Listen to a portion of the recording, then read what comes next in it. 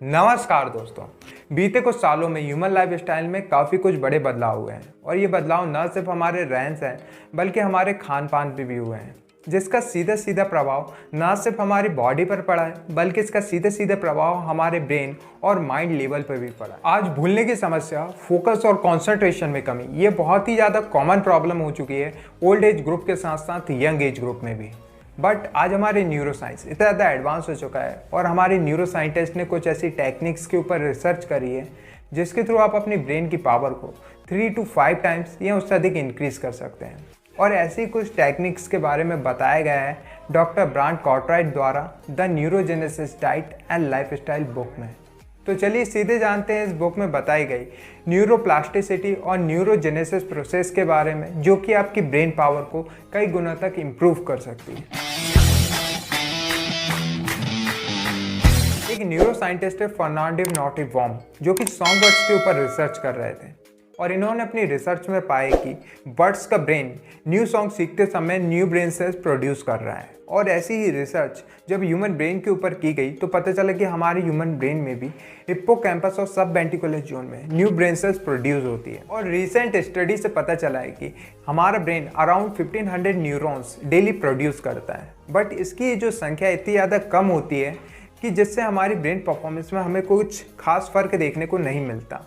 But neurogenesis brain upgrade करने की एक ऐसी टेक्निक जिसके थ्रू आप अपने ब्रेन में न्यूरॉन्स की संख्या, न्यूरो पाथवेज को 3 से 5 गुना या उससे अधिक इंक्रीज कर सकते हैं और अपनी ब्रेन परफॉर्मेंस को बेटर कर सकते हैं और साथ ही अपनी क्वालिटी ऑफ लाइफ को बेटर बना सकते हैं। तो चलिए दोस्तों, चलते हैं अपने नेक्स्ट पॉइंट की तरफ और जानते हैं उन इफेक्टिव रिसर्च और टेक्निक्स के बारे में जिसके थ्रू आप अपनी ब्रेन परफॉर्मेंस को बेटर कर सकते हैं। और इसे सिंप्लीफाई करने के लिए हमने बेसिकली 2 टेक्निक्स में डिवाइड किया है, जिसमें से पहली टेक्निक है न्यूरोजेनेसिस एक्सरसाइज और सेकेंड टेक्निक है न्यूरोजेनेसिस डाइट। जब न्यूरो साइंटिस्ट इसके पीछे रिसर्च कर रहे थे कि आखिरकार वो कौन सी एक्सरसाइज और वो कौन से फूड हैं जो कि हमारे ब्रेन में न्यूरॉन्स के लेवल को इंक्रीज करते हैं, तो कुछ फैक्ट निकल के सामने आए और ये फैक्ट अगर आप जान लें तो आप भी अपने ब्रेन में न्यूरॉन्स के लेवल को इंक्रीज कर सकते हैं, न्यूरो सर्किट्स को इंक्रीज कर सकते हैं। तो फर्स्ट टेक्निक है हमारी न्यूरोजेनेसिस एक्सरसाइज, जिसे हमने बेसिकली 4 टाइप्स ऑफ एक्सरसाइज में डिवाइड किया है, जिसमें से नंबर 4 पे जो हमारी एक्सरसाइज आती है वो है स्ट्रेंथ एंड वेट ट्रेनिंग। तो दोस्तों, शायद आपको ये बात जान के हैरानी हो कि स्ट्रेंथ और वेट ट्रेनिंग न सिर्फ हमारी बॉडी मसल्स के लिए बल्कि हमारी ब्रेन मसल्स के लिए भी बहुत ज़्यादा इंपॉर्टेंट है। और ऐसा कहना मेरा नहीं है, ऐसा कहना है एक साइंटिफिक रिसर्च का, जिसमें साफ तौर पे बताया गया है कि हम जब कोई भी वेट ट्रेनिंग करते हैं तो उस दौरान हमारे ब्रेन में कुछ ऐसे केमिकल और हार्मोन्स रिलीज होते हैं जो कि हमारे ब्रेन में एक सेलुलर इन्वायरमेंट क्रिएट करते हैं, जो कि बेबी न्यूरॉन्स की ग्रोथ के लिए बहुत ज़्यादा इंपॉर्टेंट है।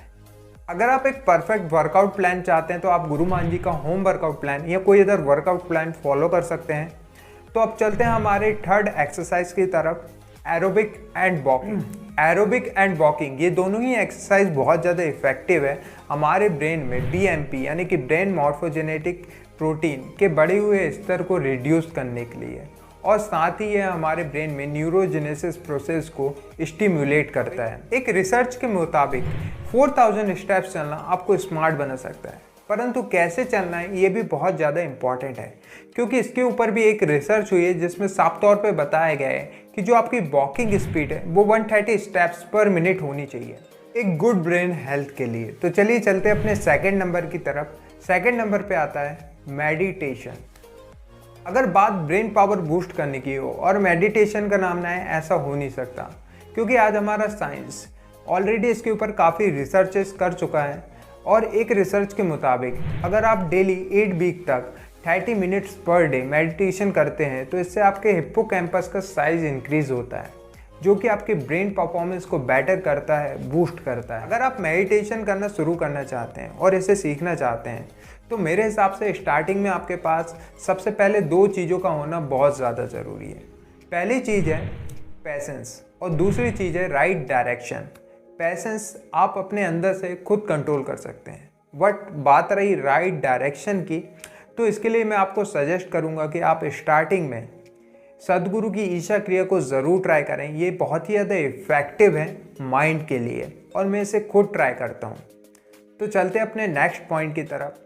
नंबर फर्स्ट पे आती है हमारी लर्निंग। इसे नंबर फर्स्ट में रखने का मेन रीज़न ये था क्योंकि ये एक मात्र ऐसी एबिलिटी है जो कि आपको आम से खास बना सकती है। जी हाँ, आम से खास। और अभी तक जितने भी ग्रेट माइंड हुए हैं, चाहे वो अल्बर्ट आइंस्टीन हो या फिर लियोनार्डो दा विंची हो या फिर the great mind Elon Musk, इन सभी में एक बात तो कॉमन थी, वो थी डिज़ायर टू लर्न, सीखने की चाह। ये एक मात्र ऐसी सोच है या ऐसी चीज़ है जो कि आपको आम से खास बना सकती है। बट अब सबसे बड़ा सवाल उठता है कि आखिरकार हम अपनी लर्निंग एबिलिटी को इम्प्रूव कैसे करें।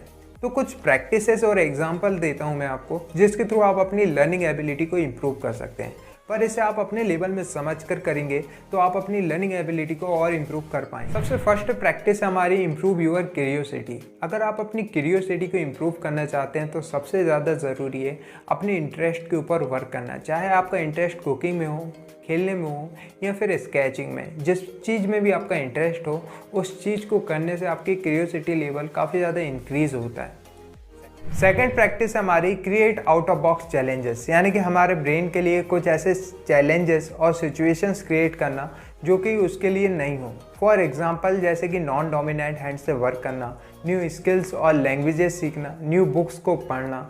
अगर आप ऐसी कोई भी एक्टिविटी करते हैं तो आपका इससे ब्रेन एक्टिव होता है, आपके ब्रेन में न्यूरॉन्स एक्टिव होते हैं और न्यू न्यूरो सर्किट्स जनरेट होते हैं। और जैसे ही न्यू न्यूरो सर्किट्स और पाथवेज जनरेट होते हैं तो इससे हमारा ब्रेन धीरे धीरे स्मार्ट बनते जाता है। इसलिए कहते हैं हमारे यहाँ कि सीखना वन तो जीतना वन। आज की वीडियो में बस इतना ही। तो चलिए एक बार रिवाइज कर लेते हैं उन की पॉइंट्स को जो कि इस वीडियो में हमने जाना और जिसे अगर हम अपनी डेली रूटीन में ऐड करें तो हम भी अपनी ब्रेन पावर को इम्प्रूव कर सकते हैं। तो इस वीडियो में हमने basically 4 types of research based exercise के बारे में बात करी, जिसमें से नंबर 4 पे आती है हमारी स्ट्रेंथ एंड वेट ट्रेनिंग। इसमें हमने बेसिकली बात करी कि स्ट्रेंथ और वेट ट्रेनिंग क्या रोल प्ले करती है हमारे बेबी न्यूरॉन्स की ग्रोथ एंड डेवलपमेंट के लिए, और मैंने इसमें आपको रिकमेंड किया गुरु मान जी का होम वर्कआउट प्लान। थर्ड हमने बात करी एरोबिक एंड वॉकिंग एक्सरसाइज को लेकर, जिसमें बेसिकली 2 रिसर्च के बारे में हमने बात करी, जिसमें से पहली रिसर्च कहती है कि हमें डेली 4000 स्टेप्स चलना चाहिए और दूसरी रिसर्च कहती है कि जो हमारी चलते समय स्पीड होनी चाहिए वो 130 स्टेप्स पर मिनट होनी चाहिए। इसके बाद हमने बात करी मेडिटेशन को लेकर, जिसमें हमने बात करी एक रिसर्च के बारे में जो कि ये शो करती है कि 30 मिनट मेडिटेशन आपके ब्रेन के हिप्पोकैम्पस के साइज को इंक्रीज कर सकता है। और इसमें एक मैंने आपको रिकमेंड किया सदगुरु ईशा क्रिया, जो कि बहुत ही ज़्यादा इफेक्टिव है हमारे ब्रेन पावर को इम्प्रूव करने। नंबर फर्स्ट पे आती है हमारी लर्निंग, जिसमें हमने बेसिकली 2 प्रैक्टिसेस के बारे में बात करी है। फर्स्ट प्रैक्टिस है improve your curiosity. Second practice है हमारी create out of box challenge. आज के इस वीडियो पार्ट 1 में हमने बात करी न्यूरोजेनेसिस एक्सरसाइज को लेकर। आने वाले पार्ट 2 में हम बात करेंगे न्यूरोजेनेसिस डाइट को लेकर, जो कि बहुत ज़्यादा इफेक्टिव है हमारी ब्रेन पावर बूस्ट करने के लिए। तो आज की वीडियो में बस इतना ही। धन्यवाद।